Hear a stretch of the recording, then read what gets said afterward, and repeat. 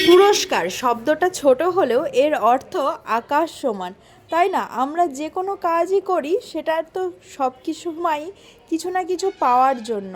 সেটা যে সবসময় পার্থিব কিছু হবে তা নয়, কখনো হয়তো আমরা স্যাটিসফ্যাকশানের জন্য করি, কিন্তু কিছু না কিছু পুরস্কার তো পাওয়ার জন্যই কাজ করি, তাই না? এরা যেমন দড়ি ধরে ভীষণ টানাটানি করছে, জেতার জন্য, জিতলে পাবে পুরস্কার।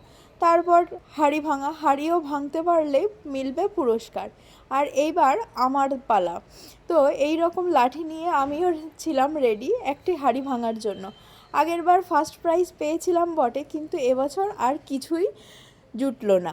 তো এইভাবে পা মেপে মেপে যাওয়ার পরেও আমি একটু আগেই থেমে গিয়েছিলাম, যার ফলে আর কিছুই জুটলো না। তো এরপর একে একে বাকি স্টাফেরাও খেলে নিচ্ছিলেন হাঁড়ি ভাঙা, কিন্তু কেউই জিততে পারেনি। তারপরে পুরস্কার বিতরণী অনুষ্ঠান শুরু হলো।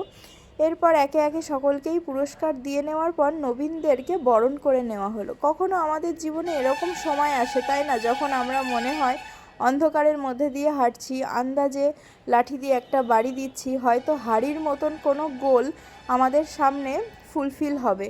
কখনো হয় বা কখনো হয় না। তো এইভাবেই জীবনটা কেটে যায়।